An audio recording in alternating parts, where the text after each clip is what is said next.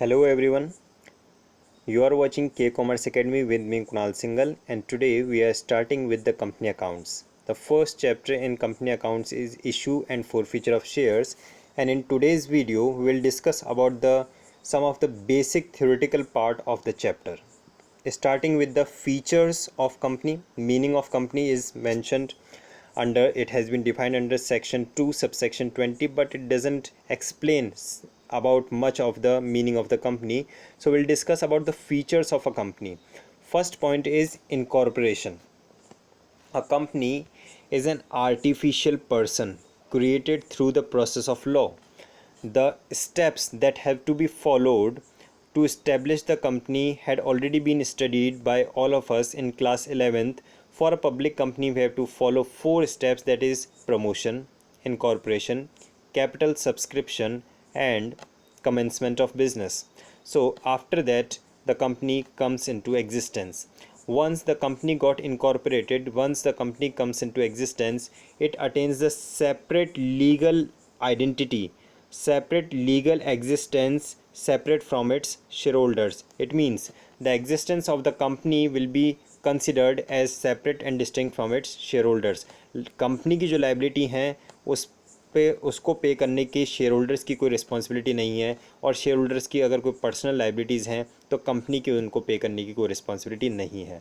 The existence of both are different and apart from each other.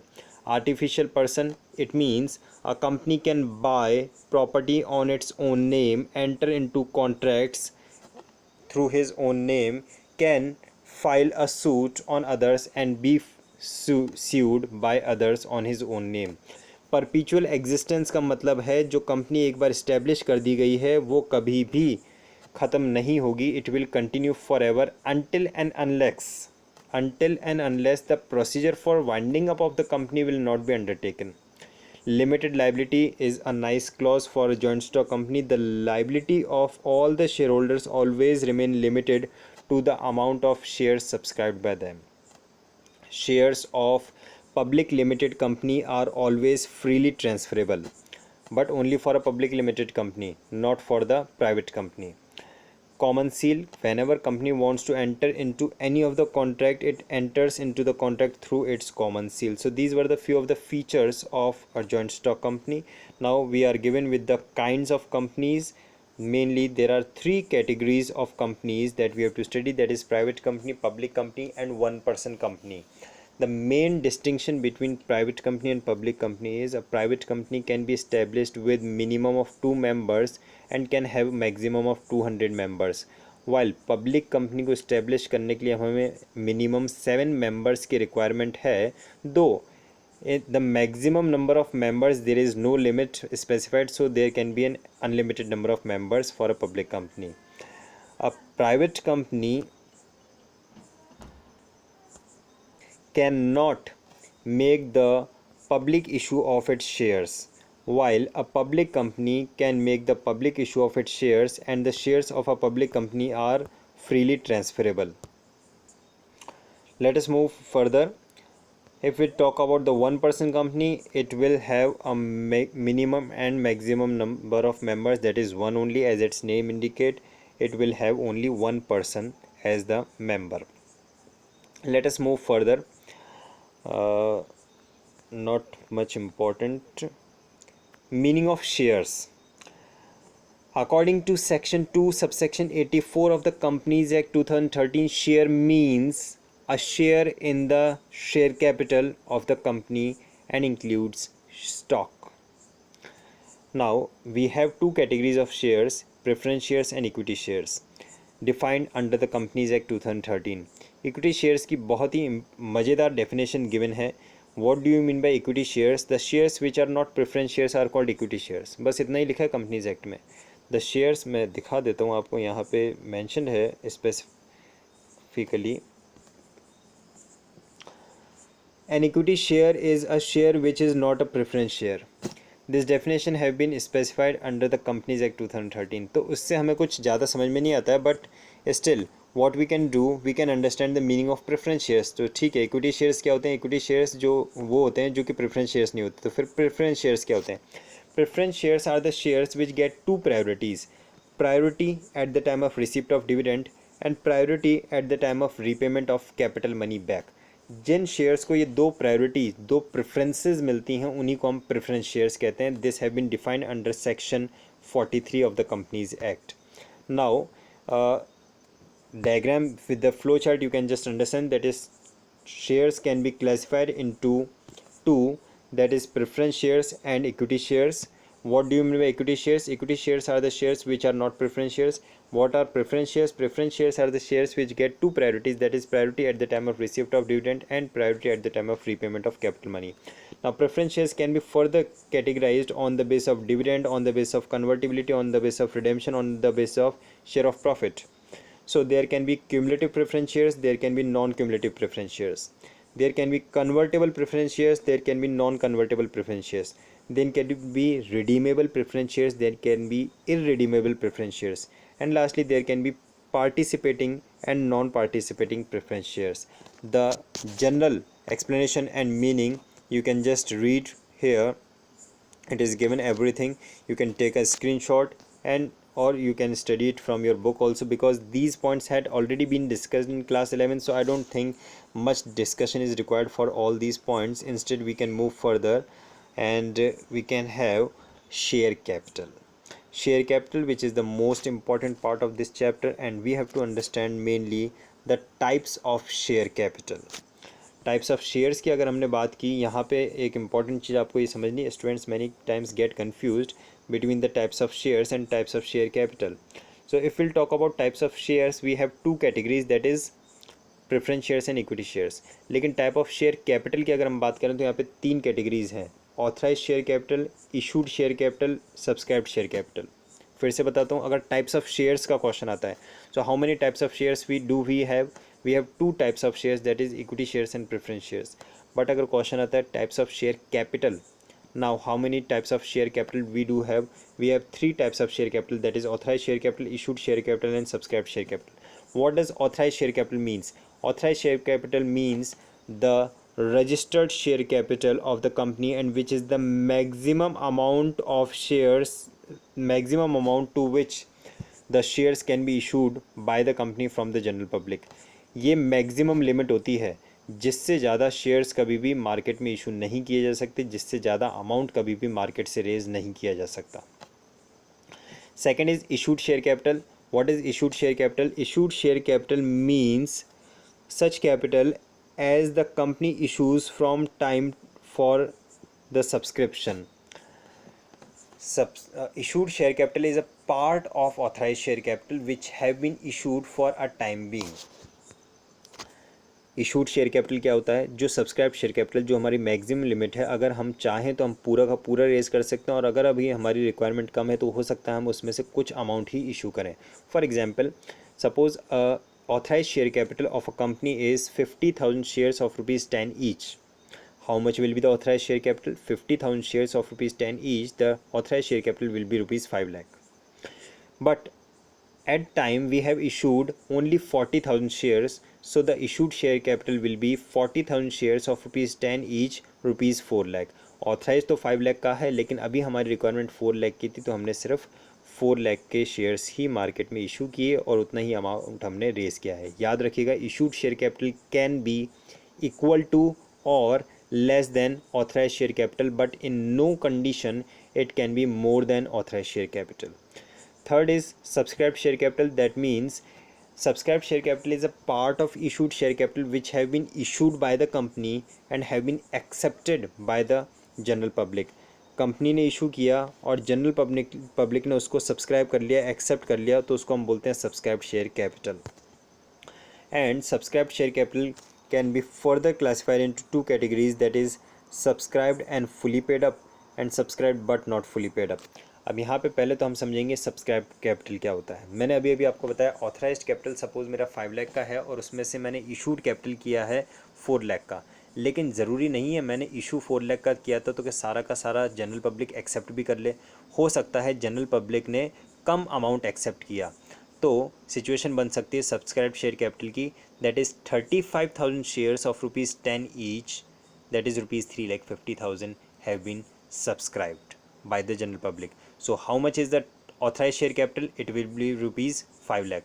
How much will be the issued share capital? It will be rupees 4 lakh. How much will be the subscribed capital? It will be rupees 3 lakh 50,000. Further, subscribed share capital can be further classified into two, that is subscribed and fully paid up, subscribed but not fully paid up. अब यहाँ पे आपको ये समझना है कि मैंने कितने शेयर्स सब्सक्रिप्शन में लिखे हैं, 35,000 शेयर्स ऑफ रुपीज़ 10 ईच, तो ये हो गया टोटल आपका 3,50,000। इसमें तो कोई प्रॉब्लम नहीं है। बात ये आती है कि मैंने डिमांड किया था 10,000 रुपीज़ 10 ईच, उसमें से कुछ शेयर होल्डर ऐसे थे जिन्होंने पूरा 10 रुपीज़ पेमेंट नहीं किया, एरियर रह गए। तो इस 35,000 शेयर्स में से जो 34,000 शेयर्स थे, उन्होंने तो मुझे पूरा का पूरा 10 रुपीज़ की रेट से अमाउंट पेमेंट कर दिया, कोई कंट्रोवर्सी नहीं है। तो ये 3,40,000 रुपीज़ कहाँ पे जाएगा? ये जाएगा आपका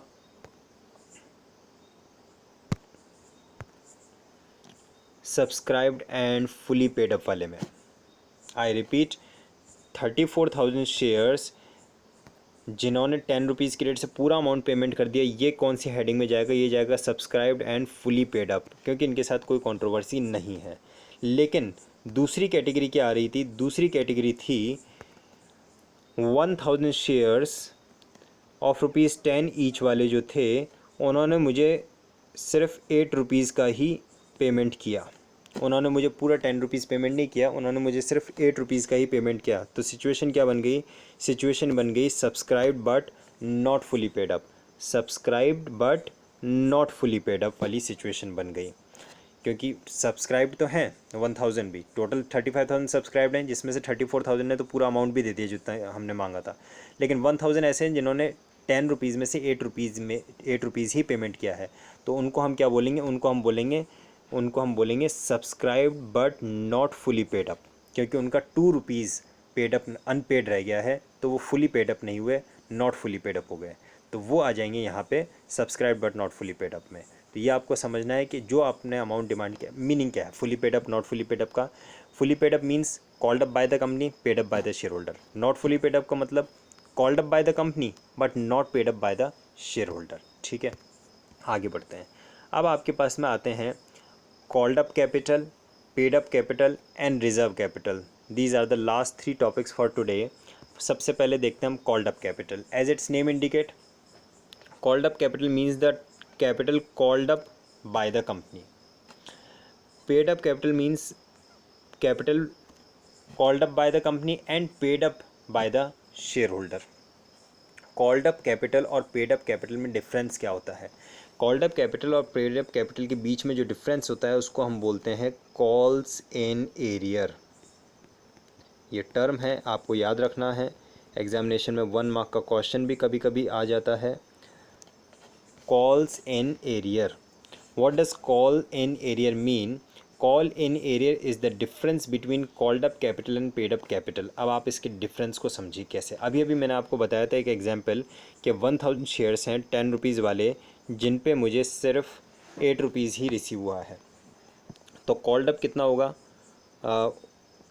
1,000 shares of rupees 10 each. How much is the called up amount? Rupees 10,000 is the called up amount by the company. अब इसमें से पेड अप कितना होगा? 1,000 shares at the rate of rupees 8, तो पेड अप कितना हुआ? 8,000 is the paid up capital and this difference amount of rupees 2,000 is known as calls in arrear. I hope आप लोगों को समझ में आ गया होगा। हमने कॉल्ड अप कितना किया? 10,000, उसमें से पे कितना हुआ? 8,000, तो बाकी का अमाउंट क्या रह गया? बाकी का अमाउंट को आप बोल सकते हैं कॉल्स इन एरियर, बाकी का अमाउंट को आप बोल सकते हैं कॉल्स अनपेड, बाकी के अमाउंट को आप बोल सकते हैं कॉल्स आउटस्टैंडिंग। चाहे जो लैंग्वेज यूज़ कर सकते हैं, कंपनीज एक्ट में उसके लिए वर्ड कॉल्स इन एरियर लिखा है।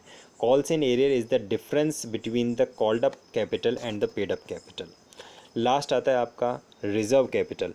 Reserve capital have been defined under section 65 of the Companies Act 2013, and this is an amount of subscribed share capital which have been declared by the company to be as reserve and not to be called up by the company until and unless some special circumstances, that is till the time of liquidation of the company और winding up of the company।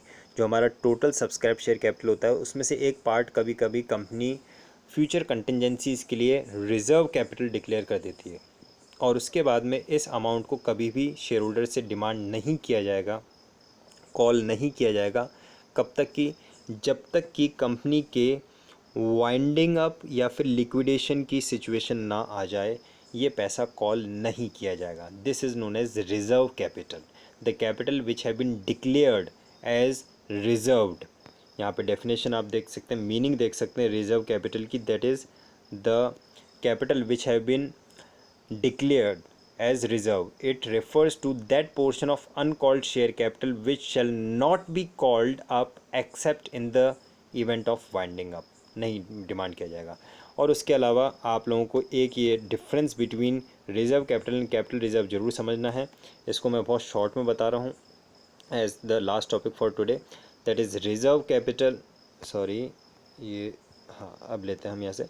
Reserve capital is a part of capital, while capital reserve is a part of reserve. Reserve capital is a part of capital which have been declared as reserve and shall not be called up except in the event of winding up, while capital reserve is a part of reserve created out of capital profits। Class 11 में पढ़ा था। It is a reserve created out of capital profits, और capital profits क्या होते हैं आप समझते ही हैं।